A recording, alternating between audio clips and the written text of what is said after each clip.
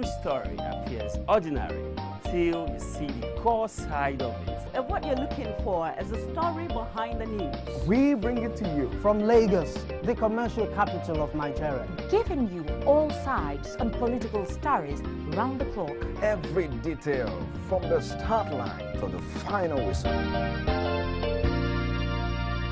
CoreTV News, expanding your view.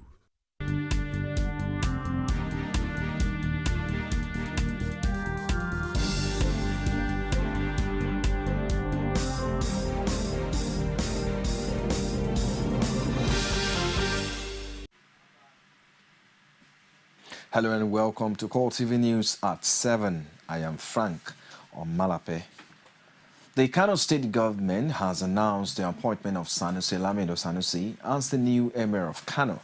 The statement was given by Secretary to the Kano State government, Rabiu Sulaiman. The immediate past governor of the central bank, Sanusi Lamido, his uncle Sanusi Abbas, and the late Emir's son, Nasiru Ado-Bayero, were the three front runners. The council, the Emirate Council, not responsible of appointing the new emir, has sat down, discussed, and forwarded 3 names to the government to choose among those the one that will succeed His Royal Highness, the demised Emir of Kano, Alhaji Abdullahi Bayero. Out of these 3 names, the government chose Sanusi Lamido Sanusi as the new Emir of Kano. Thank you very much. The former Syrian governor is the son of Muhammad Lamido Sanusi, who was a technocrat and a career diplomat. Sanusi is the grandson of the 11th Emir of Kano and Islamic scholar Muhammadu Sanusi. He was appointed governor of the Central Bank of Nigeria on June 3, 2009 and was suspended on the 20th of February 2014. He is a career banker and also serves as a respected Islamic scholar. The Global Financial Intelligence magazine published by the Financial Times conferred on Sanusi 2 awards, the Global Award for Central Bank Governor of the Year and Central Bank Governor of the Year for Africa. The Time magazine also listed Sanusi in its Time 100 list of most influential people of 2011. A gathering of the All Progressives Congress in Ado-Ekiti was dispersed by the police. The use of tear gas and gunshots led to the death of one APC supporter as residents scampered for safety. Rashid was there and fired in the report. Less than 24 hours after the PDP rally led by President Goodluck Jonathan, the All Progressive Congress rally to sweep off the feet of the PDP was disrupted by mobile police force led by Mopo Commander Gabriel Selekere.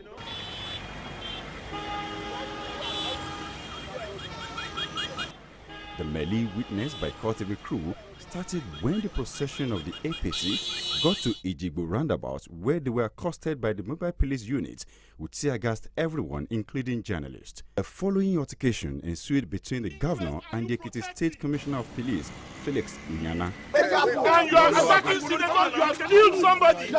You have killed somebody here.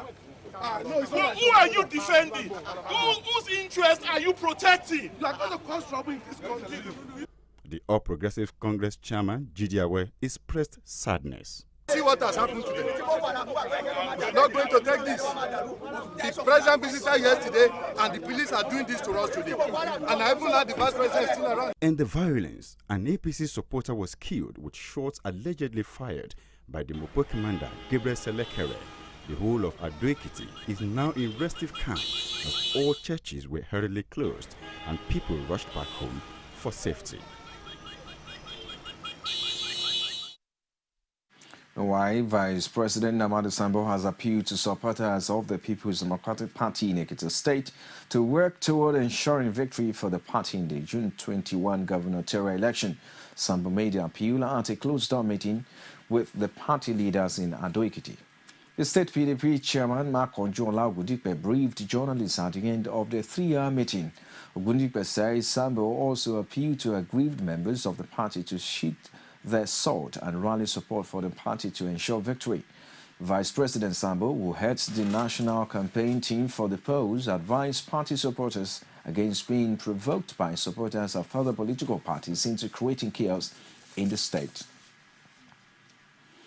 President Jonathan has hinted on a comeback while presenting the People's Democratic Party candidate to the people of Ekiti State.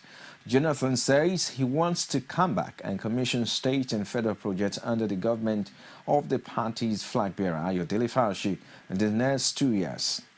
I was in Ekiti State last when we came for the flag off of engineering, and since then, I have not come back to the state to formation project.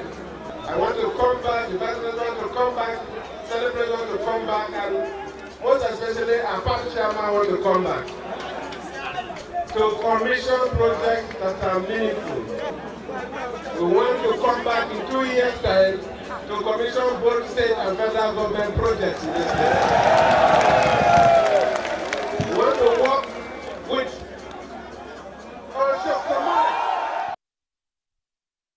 While President Goodluck Jonathan has promised a free and fair election in the forthcoming Ekiti governorship, he made his statement when he led leaders of the People's Democratic Party to present the party's flag to its candidate, Ayodele Farashi. Rashid was there and filed in this report. The Oluyemi Kayode Stadium was filled to the brim by party members from Ekiti and neighboring states who gathered to witness the presentation of the party flag to Fayose. The Vice Chairman, PDP Southwest, and Chairman of the PDP Governors Forum say Ekiti election marks the beginning of reclaiming the Southwest from the All Progressives Congress. Our candidate, Dr.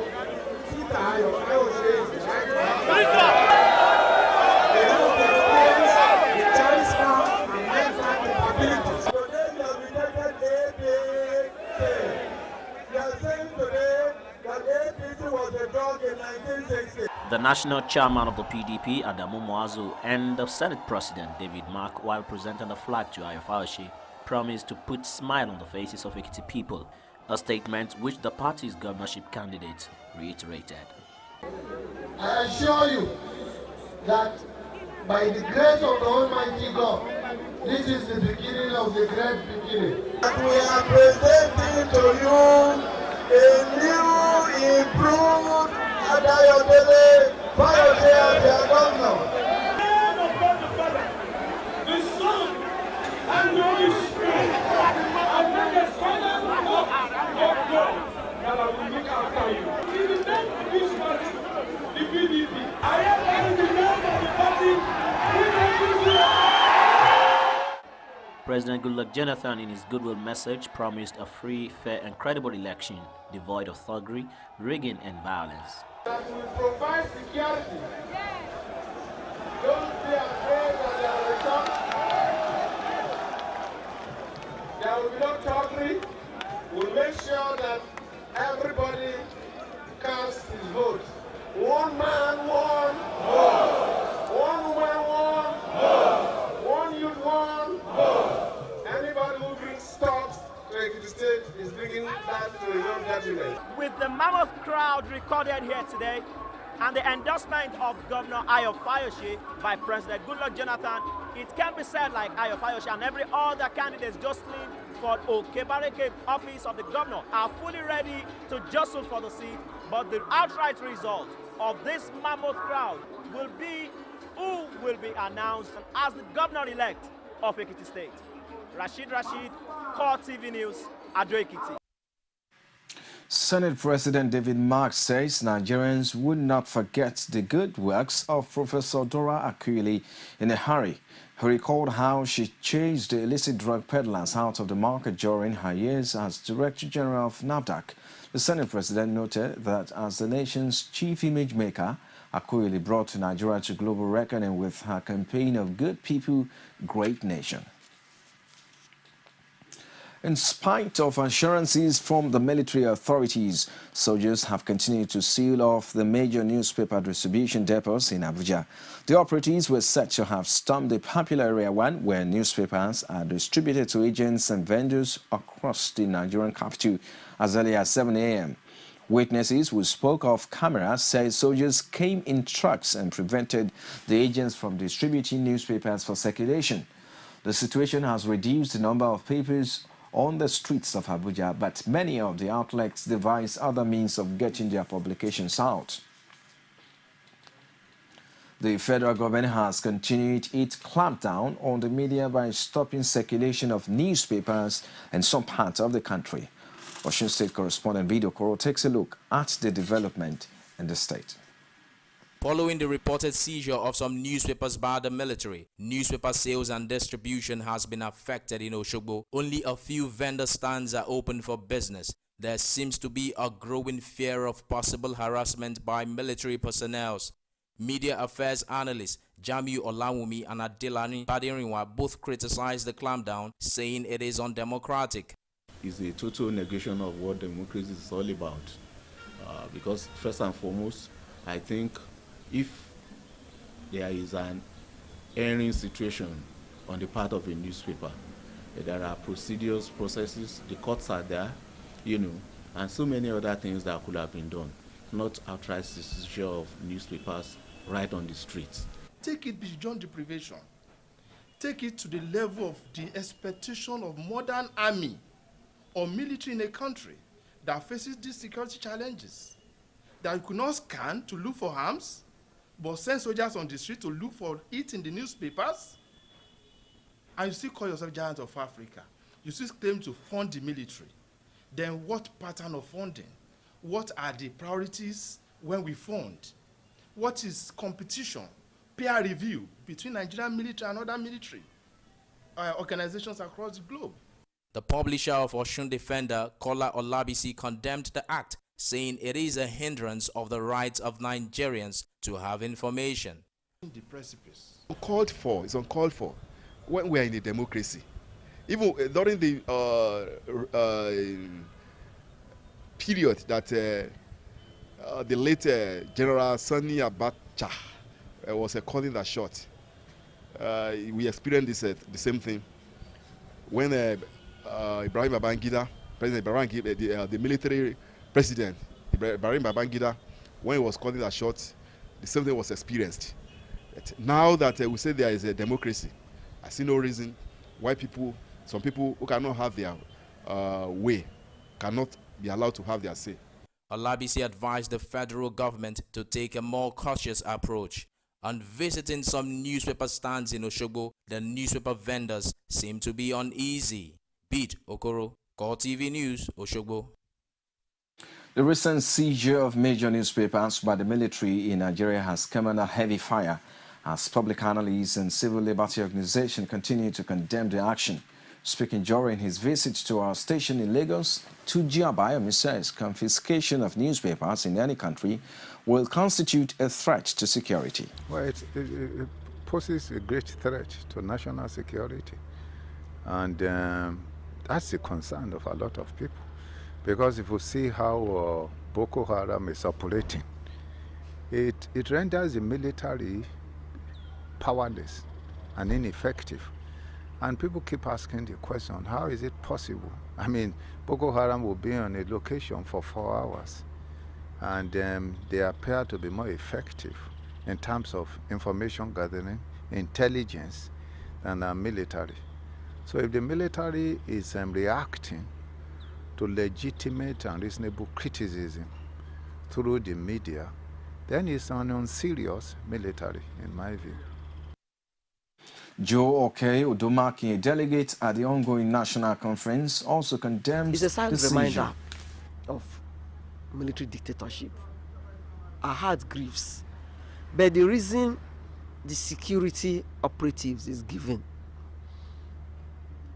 will be good if it is better amplified, because one does not see the rationale behind it. Is reckless, is not in tune with democratic decorum, is not in line with what we fought for as a country that guarantees free press, that guarantees freedom of movement as enshrined in our constitution. The security operatives must remain civil, and those materials that are seized that has resulted in colossal loss of our resources. I think the security operatives have more explanation to give us, and there is the need for them to pay for the price, the loss that those medium have accrued, and also apologize to those people that have been unnecessarily harassed and intimidated. The Commissioner of Police in Lagos State, Umaru Manko, has urged the media to be cautious in its reportage of national security issues to avoid more crises. Manko gave the advice at his investiture as Chief Patron of Crime Reporters Association of Nigeria in Lagos. He says the media has the capacity and responsibility to make the country peaceful. Represented by Damilola Adebuyi, Deputy Commissioner of Police, State Criminal Investigation Department, Manko added that the media should always portray the nation in good light. He, however, commended the association for its support to the police, particularly in the area of crime fighting and terrorism. The police and the press, according to Manko, always face similar risk in the course of their duties. The Union of Journalists has expressed concern over the seizure of copies of the publications of 4 national dailies, The Nation, Guardian, Daily Trust, and leadership newspapers by security agents. President of the NUJ, Mohammed Garba, stated the union's position in Abuja. He says that the media is an important stakeholder in the ongoing campaign against insurgency in parts of the country and wondered why it will come under attack from security personnel. Garba condemned the seizure of the newspaper's publication, saying it is not the best way to handle it if there were any issues. He added that the situation in the country requires all segments of society to join forces against insurgents rather than the stronger intimidating the weaker elements in the society. He says that the media should be allowed to discharge its responsibility to the society without intimidation from any quarter, adding that the media are a firm commitment to the unity, stability and progress of the country. The NUJ leader appealed to the military to evolve better ways of arresting threatening reports or pieces of information other than confiscating the entire publications of media organizations. Former Vice President Atiku Abubakar has also condemned the ongoing clampdown on media houses and the seizure of newspaper by military personnel. In a press statement issued by his media office, Atiku expressed concern at what he called humiliating treatment of media outfit and vendors in the course of their legitimate businesses. The former vice president noted that if the newspapers are engaged in illegal activities that breach national security, there are avenues of dealing with the situation without violating rights of the citizens. He, however, advised the media to also demonstrate highest degree of responsibility by ensuring that what it's published don't endanger national security. You're watching the CoreTV News at 7. We'll take a short break. We'll be back with foreign stories. Stay with us. From time immemorial, women have birthed life, shaped character, and by extension, influenced the society. Moremi of Ife, Emoten of Benin, Queen Aminat of Zaria, all women of influence and power. Whether it's before election, after election. How ironical. Women being so powerful, yet have few grounds in decision making. They see you as a wife, and I see you as a wife to a man. We are talking women in politics. A woman will be bold enough to stand up and say, I want to become president of Nigeria. Only on CoreTV News. Nigerians continue to travel the city of Lagos once Be the first to know from the north, south, east, west and around Africa. We break the news. One Nigeria. Now you can catch all the actions live as the news breaks. We are CoreTV News. Welcome to CoreTV. A 24-hour news station. Glad to have you back on CoreTV News at 7. For more information on our news and other programs, visit our Facebook page, facebook.com/CoreTV News, and our Twitter handle at CoreTV News NG, and also on YouTube, www.youtube.com/CoreTV News. Now, side Nigeria now. A new round of talks on ending South Sudan's nearly 6-month-old civil war has been delayed, mediators say. No explanation was given for the latest delay in the talks. Officials say a 3-day multi-party symposium involving the government, rebels, religious and civil society groups would open at the African Union headquarters. Face-to-face talks between the warring parties will likely be determined after the symposium. I'm going to be going to Addis Ababa on the 9th and the 10th of this month, where Ambassador Booth will also be. We hope that there will be a meeting between President Kiir and Dr. Machar in Addis Ababa. We know there will be an IGAD summit meeting where President Kiir will be participating, and we believe both of those events will be very important events in defining a path forward to a peaceful resolution of the ongoing conflict here in South Sudan. We're able to fashion an agreement that reaffirmed earlier commitments, not only to cease hostilities and cease fighting, but also to create the basis for negotiations to create a transitional government of national unity.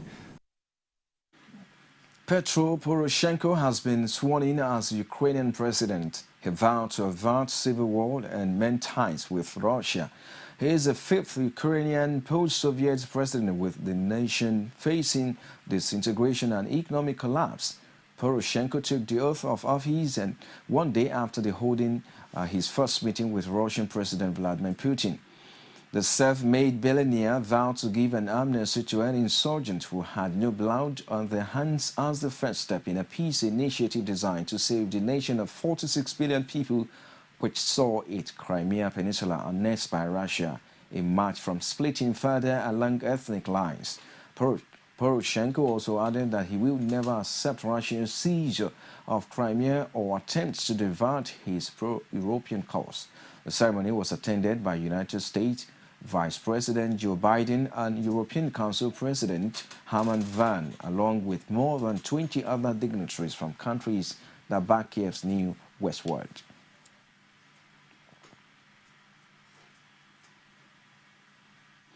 And that will be it on CoreTV News at 7. Many thanks for watching. I am Frank Amanape. Join us at 9:45 for our primetime bulletin. Bye for now.